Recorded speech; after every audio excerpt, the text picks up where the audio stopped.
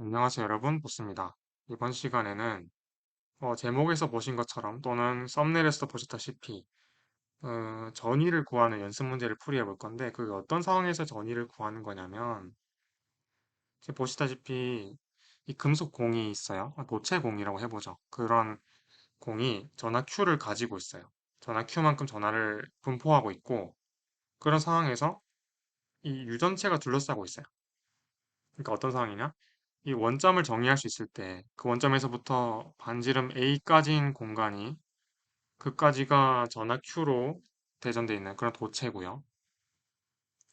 그 원점에서부터 B까지 거리, 즉 반지름이 원점에서부터 A부터 B 사이에 있는 그 사이의 공간, 이 진공과 도체공 사이를 구분 짓는 공간이 입실론만큼의 유전율이 입실론만큼인 선형 유전체가 이 도체공을 에워싸고 있어요. 그럴 때 원점의 전위를 구하라는 게 문제예요. 사실은 제가 오른쪽 위에 띄워드린 배너에 설명드렸다시피, 우리 딥필드의 개념을 배웠잖아요. 그러면 사실 지금 띄워드린 배너에서도 설명드린 것처럼 전위를 구하는 공식은 전기장 이 필드를 딥필드가 아니라 이 필드를 벡터장에 대해서 선적분해 주는 게 전위를 구하는 가장 쉬운 방법이죠. 또 다른 방법이 있긴 해요. 다음에 우리가 배우게 될 편미분 방정식 중에서 라플라스 방정식을 이용하면 구할 수가 있어요. 그런데 어쨌든 지금 우리가 해야 될 거는 라플라스 방정식을 구하지 않고도 이렇게 쉽게 풀이할 수 있다는 걸 설명드리기 위함도 있으니까 한번 전기장을 이용해서 풀어볼 건데 근데 전기장은 지금 쓸 필요가 없어요. 왜냐하면 이 유전체가 에워싸고 있고 도전된 그러니까 대전된 도체 구도 있고 좀 여러 가지 복합적인 상황이 있단 말이에요. 그래서 이 딥필드를 이용해서 전하를 구하자. 왜냐하면 우리가 처음 띄워드린 배너처럼 딥필드의 개념이 뭐였죠? 그거의 플럭스를 구하면 자유전화만 구할 수 있었죠. 뭐 자유전화는 별게 아니라 그러니까 유전체에 구속된 전화만 아니면 돼요. 이온도 상관없고요. 그냥 자유로운 전화면 됩니다. 다 돼요. 예, 속박 전화만 아니면 됩니다. 그래서 딥필드에서 면적분, 벡터장의 폐곡면에 대한 면적분 해줬을 때 그거는 무조건 이 반지름 A보다 큰 경우라면 무조건 Q가 나올 것이다라는 걸 알 수 있죠. 헷갈리시면 질문 주시면 되겠지만 그렇게 할 수 있겠죠. 그리고 지금 띄워드린 배너에서는 우리가 문제풀이 했다시피 가우스 법칙의 연장선에서 연습 문제풀이도 자세하게 했기 때문에 또는 고정 댓글에 참고하실 수 있게 문제풀이에 관련된 팁을 제가 적어놓은 게 있거든요. 고정 댓글에 이번 영상에 한번 참고해 보시면 아시겠지만 D 벡터는 R 방향으로만 분포해 있고요. 물리적인 이유 그리고 수학적인 이유로 인해서 그리고 그런 이유 때문에 면적 법선 벡터랑 상쇄돼서 벡터 방향이 스칼라만, 그러니까 D 벡터의 크기만 4파이 R 제곱에 곱해주면 그게 Q랑 같기 때문에 우리 문제풀이 했던 대로면 이렇게 왼쪽에서처럼 폐곡면을 잡는다면 또는 크게 잡아도 이 반지름 A보다 큰 폐곡면의 경우는 무조건적으로 오른쪽처럼 구할 수 있을 거예요. 헷갈리신 부분 질문 주시면 되겠습니다. 어차피 문제풀이를 아까 세 번째 띄워드린 벤에서 했기 때문에 아실 수 있을 거예요. 그래서 만약에 왼쪽에서처럼 A와 B 사이에서 잡는다면 D 필드도 똑같지만 어쨌든 이 필드에 대해서는 입실론에 비례하겠죠. 비례상수가 입실론일 거예요. 왜냐? 첫 번째 띄워드린 배너 때문에 어, 왜냐하면 이 유전체에서는 분극이 일어날 수 있잖아요. 나중에 분석을 해보겠지만 분극이 일어날 수 있기 때문에 어, 이 입실론으로 정의를 해야지. 입실론 제로는 진공 상태죠. 이 매질 안에 있는 거기 때문에 분급 P가 전 0이 아니죠. 분급 P 벡터 0이 아니고 존재하는 값이에요. 그런데 그거를 입실론에 대해서 고려를 해줘야 된다는 거죠. 네, 헷갈리시면 질문 주시면 되겠습니다. 정확히 말하면은 P가 0이 아니기 때문에 입실론 제로가 아닌 입실론으로 합쳐져야 된다는 거예요.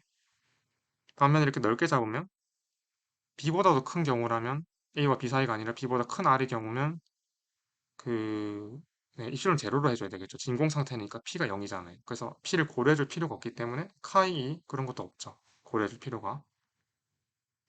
그래서 우리 이런 식으로 칙을 정리할 수 있을 텐데 그럼 이 벡터는 저 A와 B 사이의 R 경우에는 그런 폐곡면의 대를 잡아줬을 때는 그런 R의 거리에 대해서는 그런 영역에 대해서는 이 필드는 어떻게 구할 수 있어요? D 필드인 4파이 R 제곱분의 Q의 R 벡터에 입실론만큼 나눠주면 되죠. 반면에 b보다 큰 r의 경우는 입실론 제로 나눠주면 되니까 이런 식으로 서술할 수가 있겠다.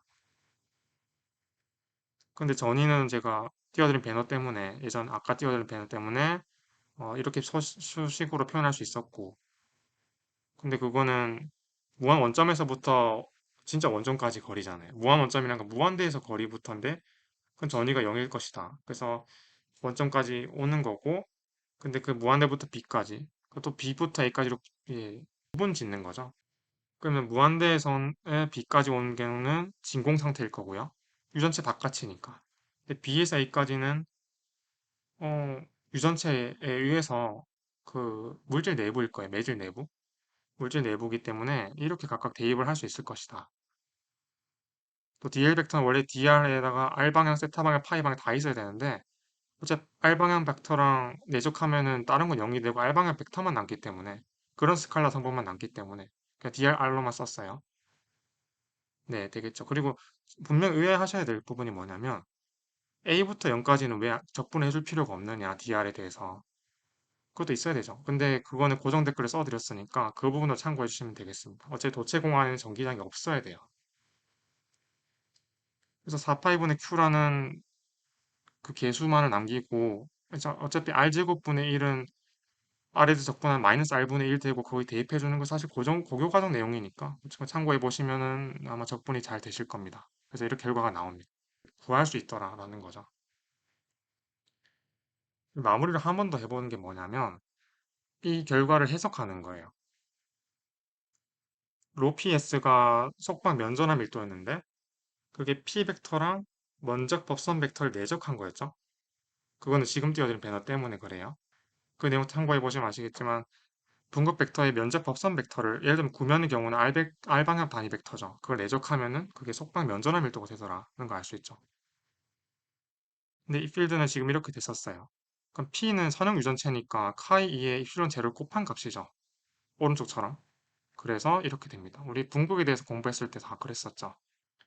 그리고 만약에 이제 우리가 뭘 보려고 지금 이걸 구하는 거냐, 분급 벡터 굳이 구할 필요 있느냐 하실 수 있지만 R은 A인 구면과 R은 B인 구면에서의 면전화 밀도를 계산하고 싶은 거예요.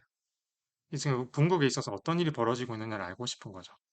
근데 R은 B일 때는 R 자리에 B를 대입하면 되니까 B제곱 분의 그 입실론 제로가 아니라 입실론 대입해야 되죠. 왜냐하면 그 유전체의 면이니까 입실론으로 정의가 될 것이다.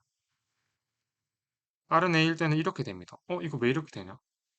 하실 수 있죠. 왜냐, 같은 구면인 것 같은데 하나는 플러스 하나는 마이너스인 이유가 있느냐. 그 이유는 지금 간략하게 설명드리면 이 유전체에서의 바깥쪽이기 때문이에요. 유전체 기준으로 보시면 유전체만 칠해보면 이렇게 칠해지잖아요. 이 공간이죠. 유전체 입장에서는 유전체에서부터 바깥으로 뻗어나가려면 RNA 면에서는 오히려 원점 쪽으로 들어가는 방향이어야 되겠죠. 왜냐면 밖으로 빠져나가야 되니까. 그에 반해서 R은 B보다 큰 경우에 그 B에서의 면에서는 바깥으로 뻗어나가는 방향. 즉, T 벡터는 여전히 R방향 단위 벡터인데 그런 벡터 방향인데 그런 크기를 갖는 방향인데 어, 면접법선 벡터가 정반대 방향이면 R은 A에서는 마이너스가 돼야 되죠. 자, 마무리할게요. 자, 지금 우리가 해야 될 게 뭐냐면 이 결과를 분석한다는 게 무슨 말이냐? 참고로 일단 왼쪽에서 보시는 것처럼 최적 전압 밀도는 0입니다. 그 발산 계산해 보시면 아시겠지만 한번 해보시고 모르시겠으면 질문 주시면 되겠어요. 어쨌든 우리가 지금 면전압 밀도만 계산하면 된다는 거 알려드리기 위해서예요. 저 발산이 0이다라는 거 알려드리는 거는. 어쨌든 지금 면전압 밀도가 RNA에서 마이너스 전화가 나왔어요. 이게 무슨 말이냐면 지금 보시면 이 도체 공의 면에서는 도체 공 자체에서는 전하 Q만큼 플러스 차지로 대전되어 있는 경우란 말이에요. 그럼 그 전하 때문에 유전체에선 자연스럽게 분극이 일어나겠죠. 뭐 전기장 때문에 분극이 일어났다고 하셔도 되겠고요. 그래서 이 면상에서 RNA에서 이 전하 Q 때문에 음전하고 대전이 되는 거예요. 이게 유도 전하죠. 그냥 플러스 차지는 마이너스 차지를 끌어당기니까. 분극이 유전체 안에서는 원자와 분자가 있죠. 이 양극과 음극이 있는데 그 양전하를 끌어당기는 게 아니라 음전하를 끌어당길 거예요. 왜냐하면 도체 공이 양전하니까. 그래서 음전하를 끌어당기고 그것 때문에 사실은 마이너스 차지가 뜨는 거예요. 그렇게 해석하셔도 되겠죠. 이제 위의 식을 보시면 제가 반짝이는 거 보이시죠? 입실론이란 자체가 원래 전기장보다 작은 값이죠. 입실론 제로보다 입실론이 크죠. 비유전율이 항상 1보다 커야 되니까.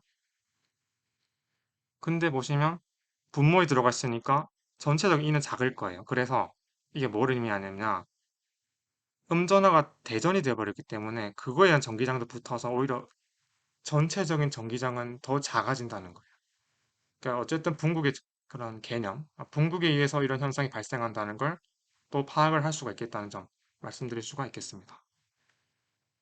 자, 이번 시간에 이렇게 하고요. 전위를 구하고 또 물리적인 해석까지 해봤기 때문에 많은 걸 했다고 할 수 있겠죠. 다음 시간 연속 방정식 해보도록 하겠습니다. 항상 감사합니다.